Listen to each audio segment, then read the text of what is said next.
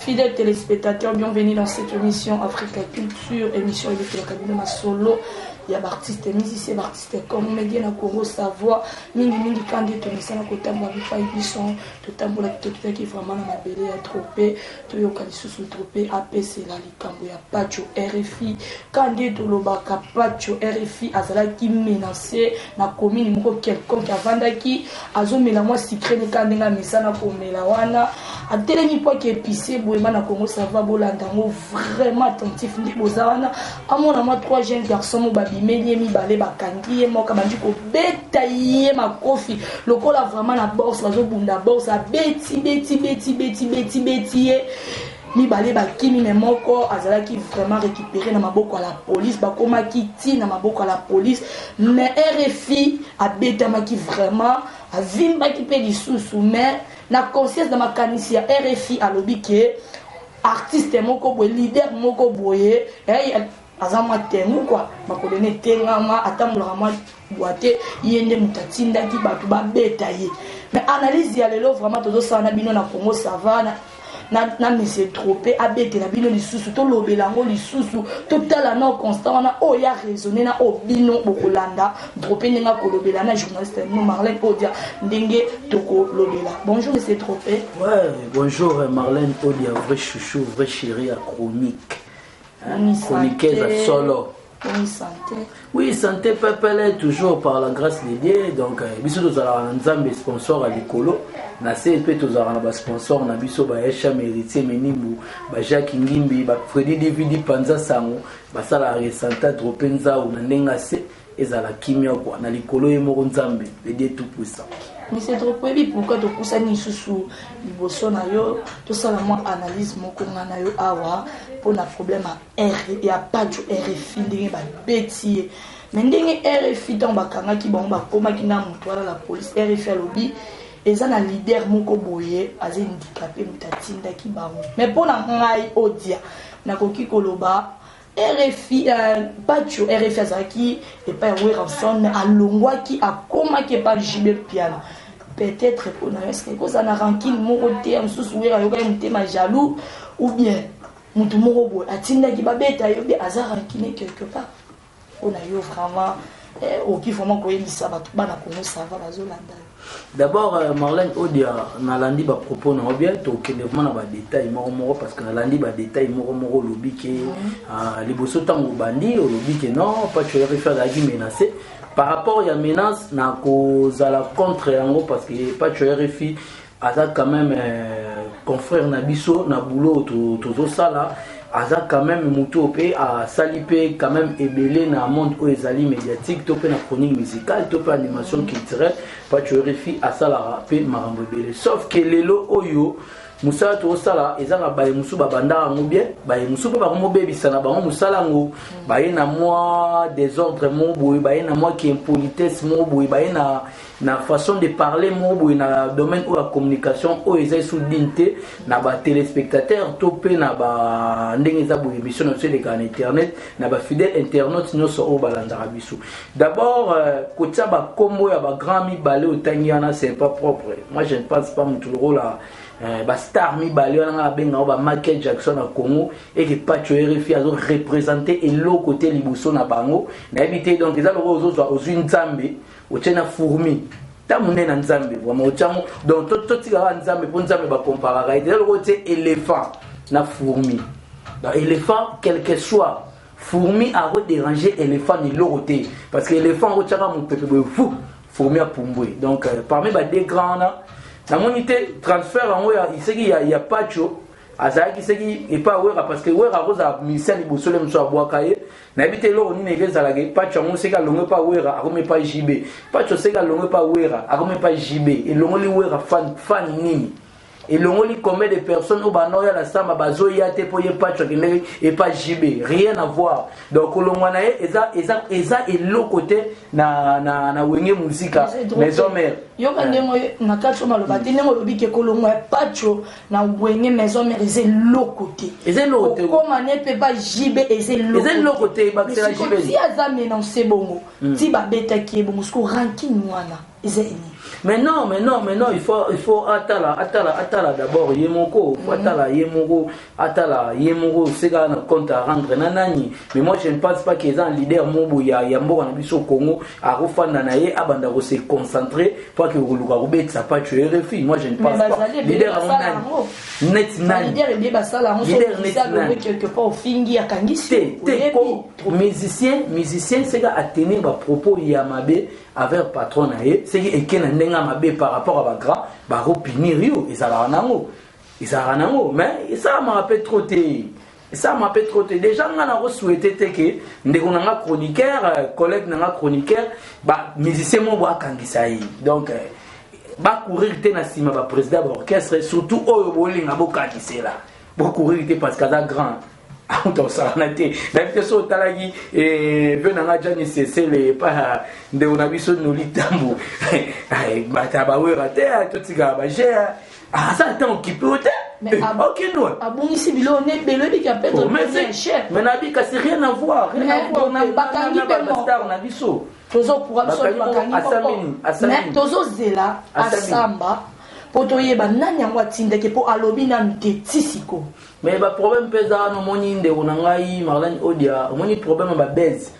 Tout comment inventer n'importe quelle histoire. Na problème ba baise. Mususu mona bimisi libele na ye, onde pe to sala reine monsieur boyoka to yoka na biso pe to créer baise, même sunga pe na lale lio, même dans sala wana caresser pour créer impact à l'émission. Bon, moi je pense aussi c'est tozongi moi en arrière na contexte ba baise. Moi je pense aussi que ça non peut soit créé.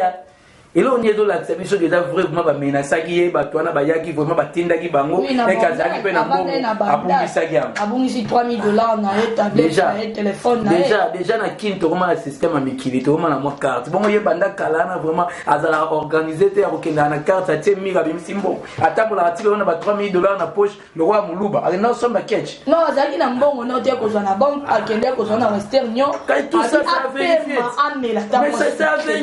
mais ça vérifier le problème de ton côté au manque $3000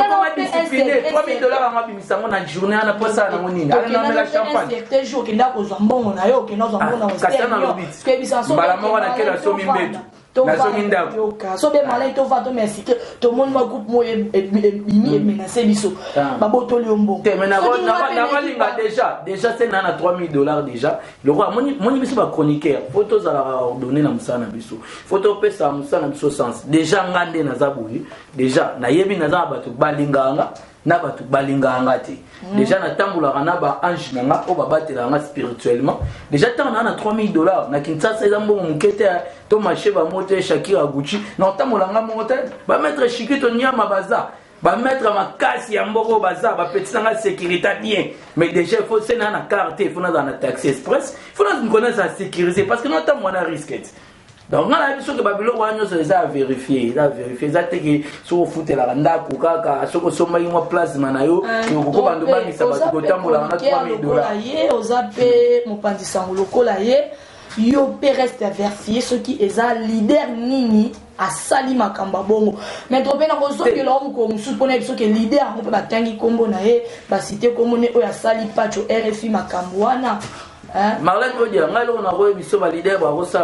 les leaders bon, Munzanzama pour que ça vienne à arriver mais on a lobby sous ma baie. Donc, exemple quoi, les leaders la Makamwana, ils ont les leaders rien à voir na Batouana parce que Batouana moi pour moi les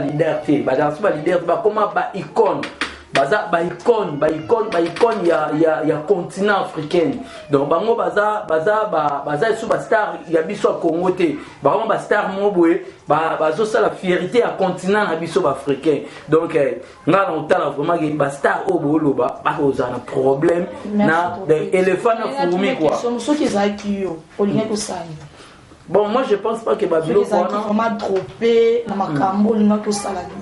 Moi je ne pense pas que Babylone soit arrivé là parce que Nazara d'abord contre Bandeko Bazara Kofinga ba musicien na télévision Kofinga ba musicien na ba chaîne en ligne to koma na ngolelo Nazara contre yango parce que ba musicien na ba ça la biso de la bonne musique c'est que bango bazate biso que to uzalate parce que chronique musicale to yo lobani faut bango bazala faut basala ba misala ngaza contre muto ofinga Kofi Olomide naza contre muto azofinga Werason surtout tu Werason hein pour muto nyoza na préférence na ye ngaza contre muto ofinga Werason na contre muto ofinga Jibe Mpiana surtout tu soko yeli so pa mayeso ne biseye za iga boyego seki kotanga iga oh alobaki yo fa gaz mutabete kabeti sagiye ah ngako yo kalisusu ngana na sanga jele msu baga obongo ibana ndeni na fa mais trop famille na ye bazoloba confirmer que eza Werason mutatinda ki bakwa mama moni mambolo ngai pesa masomo moni bible lo bato tanga ko nzambe pamba te ya bela ndemo na rolo ba bato batanga komba Werason pamba te amuto sakani te igwe de la forêt double zénith maman na poto maman na tilelo et sala marate mais ba génération ezo bimasiko Werason double zénith mikolo mi bale ba kota allez afanda na ye ka boye fona Holanda kande mutas s'engager na makambo mete boy ka gege faki yenda s'engager nango mais batili ba mettre mo mes familles ezo confirmer solo que Werason mutasali yango ba propos ba obtenir faut bazala na ba argument il faut bazala na ba preuve nango neto ba les propos tenus dans notre émission n'engage que mes invités ndeza bo esiko le roi yo yambinga ba propos neza ko engager yo moko parce que yo muto na mamna yo nga pour moi na moni placité qui est grand prêtre phénomène Igwe Michael Jackson y Afrique et ta muto bolo aze lo côté pa Wera longo la pe Wera lo côté attaque nega kenda na ye et nabia venanga na sale mission pa nolita bo na lobini nabi naza contre collègue nanga confrère nanga tout ça la musala moko ce qui misa bétissé na za contre nous sauf que eza na musicien mon côté a koki go bet sa chroniqueur après chroniqueur a mon nani vela biso ta Werason de la forêt fa neta kanisa manda cheboate akanisa mamile late ayene ka yo kanisa ye pa ko luke po ye ata lobby e longola Wera nini e ke bakisela Wera nini bon président no mususu Kofi Olomide diabète pe marketer non tozonga moi sima ba musu ezara nini ba musu ezara nini mo ndenga na lobati ya pe na batu musu balinga ndeko na biso wana ba homo na pe mabe na ba propos nga na loba ba ki peut menacer nga mais c'est pas dit ka ke ye mutatindi bango vous comprenez tous on a pas fan biso ko ba ke ba leader mo ko te ba ko bio ça leader a rotinda mutite leader na bino mo ko Kofi Olomide ça a sala yango te ezali maître muta sala yango nana tinda non mais maître pas de fan na mututi oh yo po ebite no sala émission boye o sa émission réserve faut pas rekoma fan na yo asala nzem lebi babe a rekoma pe fan na yo petit nanga tachi muta ko tinda ba image na internet vite fait tachi a rekoma pe fan na yo ndeto sa pe émission boye na lobi pe lo mo mabe po na yo ya la tia mo na mutune na bimi pe na ko ba betinga eza ba fan ba na ba sentiment na bango vous comprenez mais ce que leader moko ta ko tikala o sala likambo wana na mboko au Congo parce que baza d'abord ba grand baza batu ya mbongo baza bagra isu na musique pour ememele nini be yo baka ki balobi mutu alati saka batu mami a remplacer Emene azali na nyongwana susu ta remplacer vraiment Emene na nyongwana biso de ba Alexis Amamoto to yebi ba Léon Mundele na Japon fumu na Japon ba Flora Pambani baza siko wana na merci ya solo parfois tout des prix Paris Londres c'est que yo za ba plan ba bien muta remplacer vraiment Emene mais c'est que yo za ba plan vraiment balobi merci mutu benda la merci nanyo merci ba voix tout merci ba voix tout ba bi ti balobi donc